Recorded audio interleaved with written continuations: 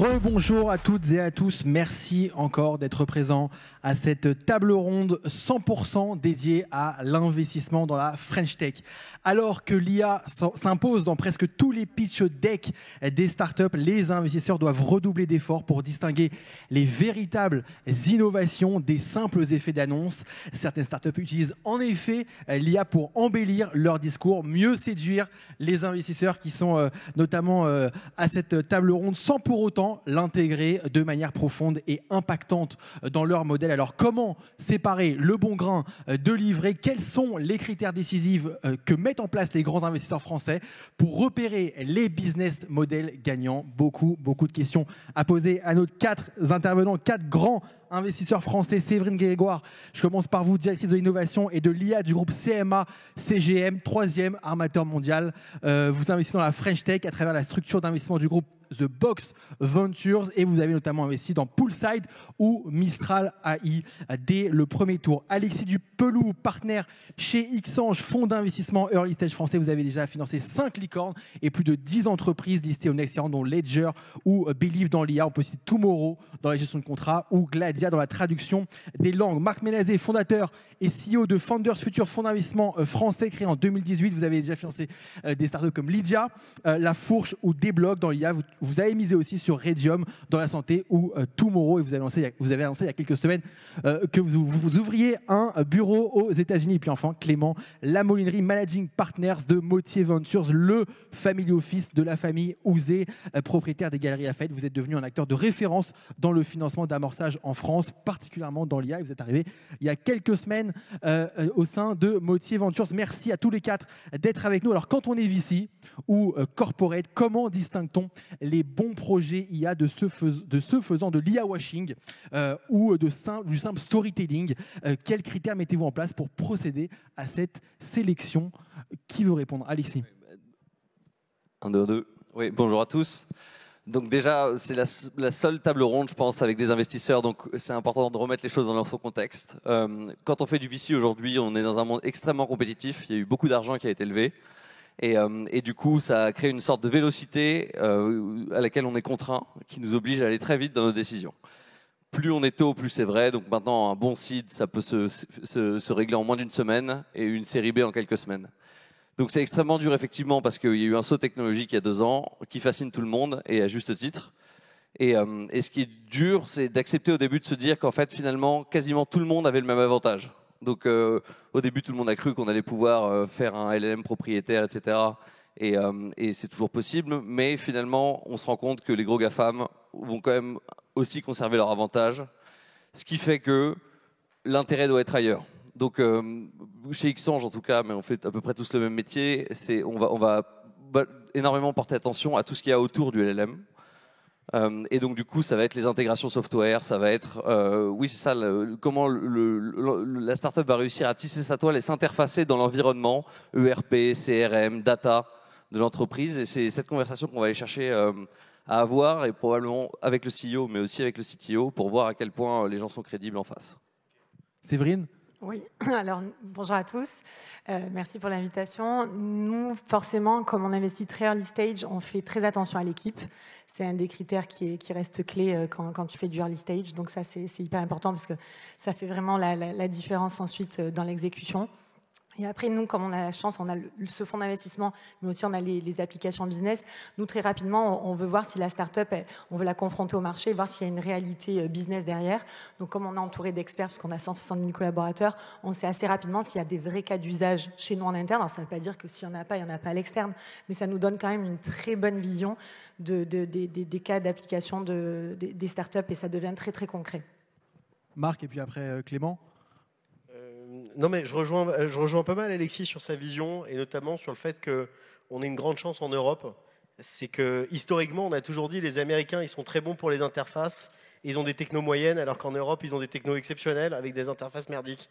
Et je crois qu'en fait, le point de dire l'IA appliquée a vraiment quelque chose à jouer en Europe, et donc le fait d'interfacer dans des cas d'usage qui sont spécifiques, qui sont le service client, le juridique, la radiologie, et c'est comme ça qu'on approche les choses autour de l'IA chez Founders Future, avec une grande chance dans l'IA, quand justement c'est l'IA appliquée, c'est le fait que les go-to-market et les premiers euros de chiffre d'affaires soient relativement rapides, ce qui donc avec notre casquette d'investisseur est plutôt quelque chose de pas mal. Voilà.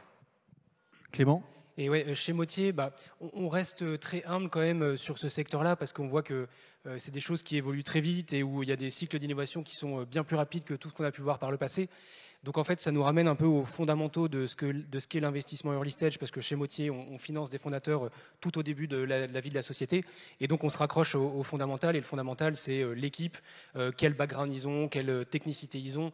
Donc on vérifie que c'est des fondateurs qui ont fait des passages, qui ont des bonnes universités, des bonnes formations, notamment scientifiques, parce qu'on a la chance en France d'avoir quand même des très bonnes formations pour tous ces fondateurs-là, qui sont ensuite passés par des belles sociétés, qui sont aussi des bonnes suites de formation pour ensuite aller monter leur société. Et donc voilà, donc on se raccroche à ce qui est le principal finalement et la matière brute dans l'early stage, c'est l'humain et les fondateurs, et c'est vraiment ça la thèse centrale quand on investit dans une société. Et on sait qu'ensuite la vie de la société elle va être longue et qu'on a pu se tromper, mais au moins quand on a le bon fondateur, on sait que a priori il va pouvoir prendre les bonnes vagues de marché, itérer, pivoter, et c'est ça qu'on recherche dans un bon fondateur au tout début de la vie d'une entreprise. Alors comment vous jugez un bon fondateur justement ? Ouais, Alexis ?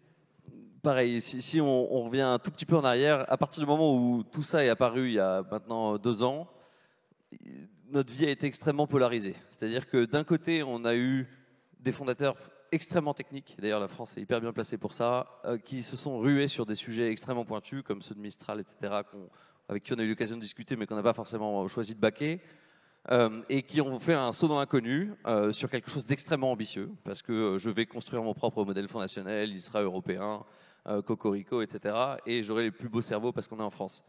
Et de l'autre côté, et ça a mis un peu de temps à le réaliser, il y a eu l'IA qui s'applique à tous, qui est facile d'accès, et qui finalement va permettre d'amener de la productivité pour avoir une nouvelle vague d'innovation. Et donc, en fait, ça fait maintenant 30 ans qu'il y a des softwares pour les cabinets de dentistes. Il y a eu la V1, il y a eu la V2, il y a eu la V3. Et il va y avoir ces startups beaucoup plus terre-à-terre, mais c'est encore une fois un play totalement différent, qui, elles, ont choisi d'y aller modérément, mais qui ont déjà des clients, qui ont la science du terrain, etc. Si vous allez discuter avec Arthur Mensch, quelqu'un de très solaire, etc., vous allez aller chercher à avoir une discussion extrêmement technique, et il sera plus brillant que vous, mais bon, on peut quand même essayer d'estimer que c'est le bon. Et de l'autre côté, on aura tendance à redevenir à des choses beaucoup plus pragmatiques que tout le monde ici a fait pendant des années, à savoir comprendre si le fondateur connaît le terrain, les clients, les petites problématiques du quotidien qui ne se jouent pas forcément à San Francisco, etc. Séverine, ouais. C'est vrai que la vie d'un entrepreneur est compliquée. Moi, j'ai été moi-même entrepreneur, j'ai lancé 2 startups que j'ai revendues avant de rejoindre le groupe. Donc, c'est un long chemin, sinueux, difficile, etc. Donc, il faut vraiment s'attacher à la personnalité des entrepreneurs, à leur background, à leur résilience. Ils sont capables justement d'écouter aussi les conseils. Est-ce qu'ils vont être capables de pivoter, de s'adapter aux difficultés, parce que ce ne sera pas tous les jours facile. Donc vraiment, et puis l'équipe aussi, la cohérence de l'équipe, parce qu'il n'y a pas que des solo founders. Donc quand il y a plusieurs fondateurs, il faut que l'équipe soit cohérente, il faut qu'on ait la conviction qu'elle peut faire un long chemin ensemble. Donc on fait attention à tout ça. Et le background est important. Alors forcément, quand c'est des serial entrepreneurs, c'est un peu plus facile, mais après des primo-entrepreneurs, c'est toujours intéressant. Et c'est vrai que sur l'IA, on a de la chance quand même d'avoir un excellent centre d'expertise en France. Marc, vous chez Founders Future ? Nous, chez Founders Future, on exprime à peu près tout ce qui vient d'être dit dans notre nom, Founders et Future, et on essaye de se rendre utile au maximum, parce qu'en fait, notre background, c'est pour moi un background de 15 ans d'entrepreneuriat, avec des succès, des échecs, mais une balance extrêmement positive, et une capacité d'avoir mis 12 personnes autour de la table chez Founders Future qui ont des profils très ambivalents entre de l'investissement et de l'opérationnel, et d'ailleurs pas que de l'opérationnel entrepreneurial, aussi de l'opérationnel dans les grands groupes, parce que, et d'ailleurs Séverine est un bon exemple de ça, c'est que c'est pas parce qu'on s'appelle start-up qu'on doit s'émanciper dans son développement commercial, etc., de la connaissance justement des grands groupes qui sont dans tous les cas qu'on a cités d'entreprises les premiers donneurs d'ordre de ces boîtes. Et donc le fait de joindre l'utile agréable, de connaître la façon dont fonctionne un corporate, l'approche business développement, l'approche de réflexion stratégique, éventuellement de les avoir pour certaines des sociétés à leur capital, c'est des enjeux qu'on aime chez Founders Future adresser au quotidien. Il s'avère qu'on a peut-être un avantage dans un monde qui est populé de 99% d'investisseurs de carrière, qui n'est pas quelque chose de mal, mais où au moins quand on a été entrepreneur dans le passé, comme c'est le cas de Séverine ou moi, d'apporter, je dirais, de la diversité capitalistique pour les fondateurs, en ayant des profils d'horizon qui sont des profils très analytiques, très financiers, et peut-être des profils qui viennent plus du terrain. Et c'est ça qui fait le combo gagnant. Donc c'est pour ça qu'on est souvent ensemble dans les mêmes entreprises. Et aussi des profils scientifiques. C'est quand même dans l'IA. Est-ce que c'est plus important d'avoir dans les fondateurs des profils scientifiques que dans les autres secteurs d'activité, que dans les autres secteurs? Clément? Par définition, construire des produits avec de l'IA, c'est forcément, ça demande une technicité assez relevée.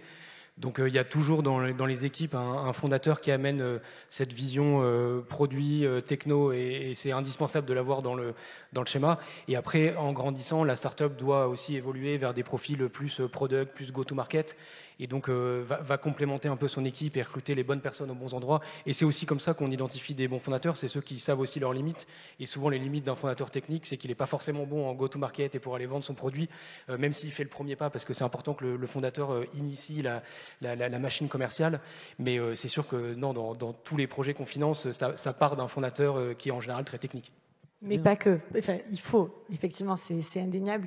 Mais c'est vrai qu'il faut une équipe autour ou des cofondateurs qui ont une approche très business, parce que si tu n'as que des techs, je pense qu'on a déjà eu des équipes 100% tech, c'est un peu compliqué après pour avoir l'approche marché, pour avoir l'approche business. Donc il faut des équipes un peu complémentaires, effectivement. Donc soit avoir l'intelligence de s'entourer, soit des cofondateurs complémentaires. Peut-être un point pour rebondir sur la première question, parce que l'ensemble, à peu près 98,5% des decks qu'on reçoit et des pitchs qu'on reçoit mentionne le mot IA, c'est quand même la tendance du moment.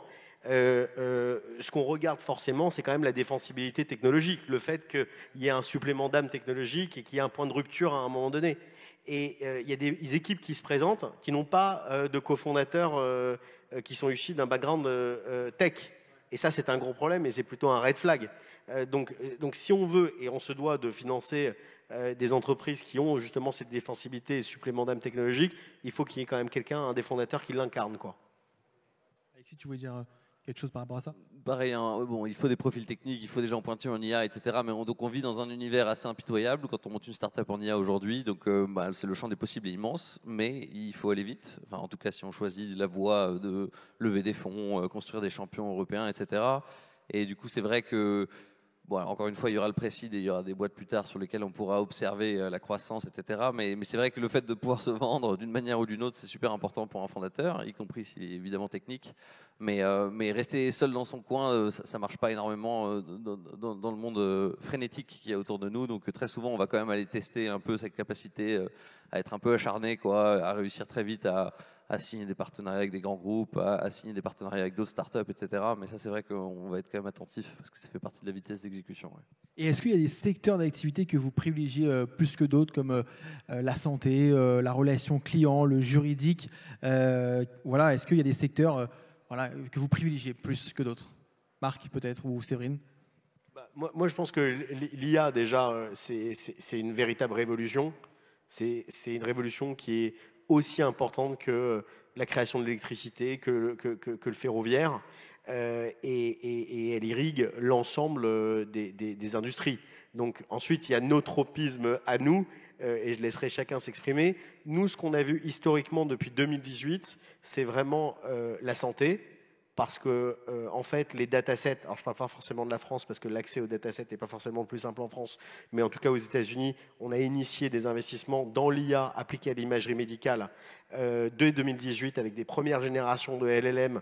Donc c'était le cas avec une société qui s'appelle Ezra qui fonctionne très bien et une deuxième société plus récente qui s'appelle Radium, voilà, qui monte un langage fondationnel en radiologie. Donc la santé, c'est vrai que c'est un sujet qui nous anime beaucoup. Et ensuite, tout ce qui est interconnecté aux services au sens large du terme, donc la finance, le juridique, les RH.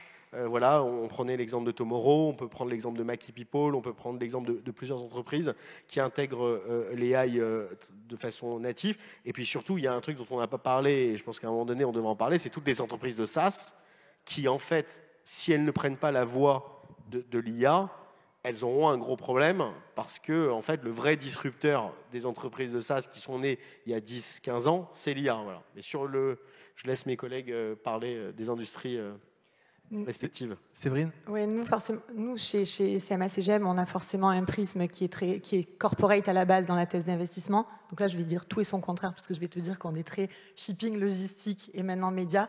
Mais au final, on regarde quand même, on regarde un peu tous les secteurs. Ça ne nous a pas empêché d'investir dans Mistral, dans Poolside, dans Nabla, donc dans la santé. Donc on regarde un petit peu tout ce qui se fait. Mais au démarrage, on a quand même ce prisme-là parce qu'on a l'expertise sur ces métiers-là. Clément ? Chez Motivé Ventures? Ouais, de toute façon, aujourd'hui, comme le dit Alexis, il y a de l'AI dans toutes les sociétés et tous les secteurs viennent être percutés par l'intelligence artificielle. Donc finalement, tout secteur qui a une taille de marché suffisante peut être potentiellement un candidat pour une nouvelle société qui se crée ou une société qui rajoute des briques d'IA dans son process. Donc en effet, les call centers, la santé, tous les services en règle générale, etc., c'est des marchés qui sont très profonds avec beaucoup de process manuels qu'on peut automatiser et l'IA en ça apporte une vraie valeur dans ces business-là. Donc c'est vrai que chez Motivé Venture, on a une vision finalement assez de diversification. On est sur plusieurs use cases à la fois, donc Tomorrow dans le juridique, et enfin plein de diversifications. On a aussi une logique de diversification par couche. Donc en fait, on a recréé un peu toute la stack technique de l'IA, depuis l'infrastructure avec des sociétés comme FlexAI, en passant par les modèles avec des sociétés comme Mistral, Poolside, etc., jusqu'à l'applicatif dont on parle maintenant, avec justement des applicatifs dans plein de secteurs différents. Et nous, voilà, notre vision, c'est d'être assez diversifié pour finalement pouvoir demain voir émerger des champions dans une ou plusieurs de ces verticales qu'on couvre. Du coup, si on revient à l'essence de notre métier, qui va être de générer des retours sur quelques sociétés qui marchent très bien, ça va tous nous demander d'aller parier sur des appels d'air assez violents. Donc là, il y a l'appel d'air de l'IA, et celui-là est général, et ça va être cross-secteur.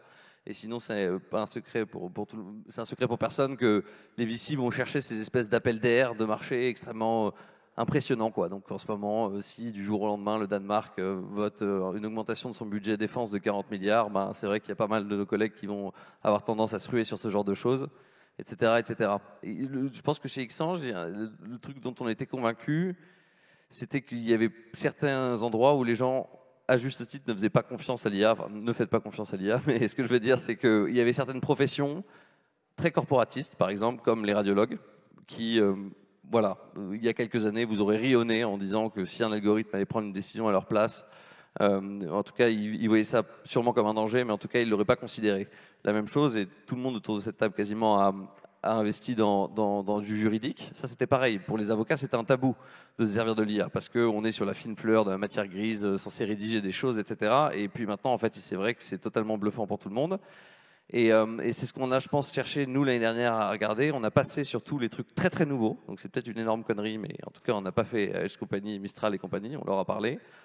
On a cherché des business traditionnels qui allaient être transformés. Et du coup, le juridique, la médecine, les choses comme ça, on est persuadé que, en fait, en mettant une dose IA, et le why now est devenu extrêmement fort. Parce que maintenant, il n'y a plus un seul avocat ou plus un seul médecin né après 1980 qui vous dit qu'il faudrait s'en passer. Donc voilà. Alors, le temps file, on avance, les cycles aussi dans l'innovation, les cycles d'innovation dans l'IA vont très très vite.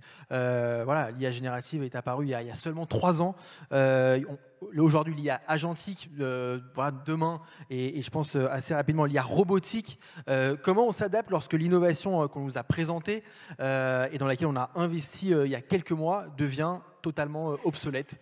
Comment on fait pour accompagner les entrepreneurs? Marc, peut-être? Bon, déjà, quand on parle de quelque chose qui est obsolète, pour l'instant, c'est pas entre les IA, c'est entre les entreprises de software historiques et l'IA. Et ce qui est, en revenant des États-Unis, là, franchement, ce que j'ai vu, c'est assez incroyable. Vous avez des grandes entreprises de logiciels qui sont souvent acquises par des grands fonds de private equity spécialisés dans la tech, donc les Thoma Bravo, Vista, etc., qui ont des plans extrêmement agressifs pour transformer leurs entreprises qui détiennent en portefeuille avec l'IA, parce qu'en fait, c'est des entreprises qui font plusieurs centaines de millions d'ARR, voire 2 milliards d'ARR, qui ont de la dette et qui sont sous pression financière. Et donc, quand vous avez une entreprise dans le software qui a 1000 ingénieurs et que l'IA, elle sait concrètement produire 60-70% du code en fait, de cette même entreprise, ça pose quand même un énorme problème de modèle. Et donc, avant que ce soit la disruption entre IA, c'est avant tout l'ancienne génération, on peut dire ça, du logiciel, et ce que produit l'IA. Et deuxièmement, sur l'obsolescence, je crois qu'il y a un point qu'on n'a pas adressé qui est très important, c'est que souvent les gens questionnent l'IA sur la productivité et l'IA versus les hommes et les femmes qui bossent dans les entreprises. Moi, je crois et c'est une position, une conviction forte qu'on a chez Founders Future, c'est que le coût du travail progressant, dans les pays occidentaux, c'est pas un modèle en soi que de promettre à des gens d'être dans un call center 8 heures par jour à Roubaix. C'est pas une fin en soi pour répondre, by the way, à toujours les mêmes questions. Et donc, ce qu'on veut, c'est que l'IA apporte justement moins ce côté rébarbatif à certaines tâches pour faire en sorte que les gens se développent. Et je crois que la vraie disruption, plutôt que la disruption entre IA, elle est comment on fait travailler l'homme et la machine. Et dans la robotique, j'étais au South by Southwest en voyant les robots, les démonstrations de robots dans les champs. Et c'est vrai que c'est hallucinant. Et c'est pas une fin en soi de demander à quelqu'un de normalement constitué de récolter du blé dans les champs, quoi. Oui, Clément. Ouais, peut-être pour resituer le risque d'obsolescence, le risque qu'une société finalement n'ait pas la trajectoire qu'on lui a espéré au début. Ça fait partie de notre métier d'investisseur. On prend des risques et on sait qu'à la fin, sur 100 sociétés qu'on finance, en fait, il y en a 5 qui vont être vraiment avoir un impact au global et retourner en effet du capital qui a été investi. Et le reste, il y en a qui iront bien, ils seront acquises par des sociétés et continueront leur vie de cette façon-là. Et on les accompagne dans cette trajectoire-là pour que les fondateurs puissent ensuite vivre dans une autre histoire dans un grand groupe. Et il y en a d'autres qui malheureusement ne trouveront pas leur business model, ne trouveront pas leur marché. Et donc voilà, donc ça fait partie de l'histoire des startups et de notre métier. C'est un risque qu'on prend. Après, nous, dans notre vision, il y a aussi quelque chose par rapport à ce marché qui est très... qui bouge beaucoup. Il y a aussi des business adjacents finalement qui sont intéressants à aller trouver parce qu'ils ne sont pas forcément très vite rendus obsolètes. Par exemple, la data, c'est quand même encore un marché qui est énorme et qui va continuer à grandir avec l'IA. Donc, par exemple, aller sur des sujets d'observabilité de data pour l'IA, c'est un sujet qui va continuer à grandir et sur lequel on ne prend pas un risque énorme d'être disrupté. Alors même s'il y a des technologies qui vont arriver, qui vont être plus... en pointe, etc. On a des investissements aussi dans le fine-tuning et l'amélioration des modèles fondationnels sur ce qu'elles utilisent en puissance, etc. Donc voilà, on attaque aussi par des business adjacents pour ne pas tomber tout le temps forcément dans des business qui peuvent devenir en effet obsolètes assez rapidement vu la vitesse d'évolution de ce business. Séverine Grégoire, vous voulez réagir par rapport à ça ? Oui, je suis assez d'accord avec Clément. Et après, sur l'obsolescence d'une techno à 2-3 ans, ça arrive quand même rarement. Effectivement, il y a des sociétés qui peuvent ne pas se développer, ne pas suivre leur plan, etc. Mais en général, si tu fais quand même un vrai travail d'assessment technique de la techno, c'est pas ces sujets-là. Et là où Marc a raison, c'est vrai qu'il y a une vraie disruption entre l'ancien monde et le nouveau monde. Et moi aussi, j'étais à San Francisco il n'y a pas longtemps et j'ai vu les anciennes sociétés, je les citerai pas, et quand on est sorti, on s'est dit, ah ouais, ça sent le sapin chez eux. Ils n'ont pas pris la vague et c'est assez compliqué pour eux de se faire disrupter. L'autre changement de paradigme quand même, je trouve, c'est qu'on a été habitué à un modèle où en fait on avait une idée, un produit, on levait de l'argent, on recrutait beaucoup, on s'inscrivait dans cette vélocité dont Alexis parlait. Ce qui est incroyable à San Francisco, c'est que le jeu, c'est plus du tout ça. Le jeu, c'est de faire de l'IA en étant le moins possible et en ayant le plus de chiffre d'affaires le plus vite possible. Là, nous, on a fait 2 investissements dans 2 entreprises de YC qui, en stade de pré-seed, sont à plusieurs millions d'ARR. C'est quand même, ça fait longtemps qu'on n'avait pas vu ça, quoi. C'est quand même sain. Ouais, c'est mieux. Alexis, Alors, est-ce que vous, en tant qu'investisseur, vous intégrez aussi de l'IA dans vos stratégies d'investissement? Comment l'IA vous aide aussi à mieux investir, à plus investir, à mieux investir? Alexis, peut-être. Oui, donc encore une fois, le venture capital, c'est l'offre et la demande, quoi. Donc l'offre de VC n'a jamais été aussi grande parce qu'il y a une espèce de décalage. On lève des fonds pour 4 ou 5 ans, donc il y a beaucoup de VC qui ont très envie d'avancer et de financer des sociétés. Et la demande, d'ailleurs, c'est un petit peu contracté, je pense. Peut-être pas en IA, mais de manière générale, c'est vrai que c'est un tout petit peu moins la mode, où il y a eu un petit temps d'arrêt sur la prise de risque, etc. Donc, du coup, il y a un déséquilibre et du coup, il y a une compétition énorme entre les VC. Et c'est une bonne nouvelle pour les entrepreneurs. C'est un bon moment pour monter une boîte. Et du coup, ça a demandé d'avoir des outils de data comme un truc de productivité, en gros, assez fort, quoi. Alors après, il y a des fonds américains très forts, probablement en marketing, qui disent que l'IA prend des décisions à leur place. Nous, on s'en sert simplement pour traquer un grand nombre d'entrepreneurs. Encore une fois, sur un site, ça a tendance à se dénouer en quelques jours. Donc, comme disait Marc d'ailleurs tout à l'heure, on a des espèces de scrappers qui vont regarder tous les gens qui changent leur titre sur LinkedIn, avoir des parcours cibles dans des entreprises de tech où ils pourront donc prendre des formules et les répliquer dans leur nouvelle aventure, etc. Et donc, c'est ce genre de monitoring qu'on effectue. Ouais. Clément, chez Motive Ventures. Ouais, alors l'IA remplace pas encore l'investisseur, en tout cas pas chez nous. Surtout nous, encore une fois, on investit sur de l'humain et pour ça, il faut quand même un humain pour évaluer l'humain qui est en face de lui. Donc notre job est safe encore quelques temps, je crois.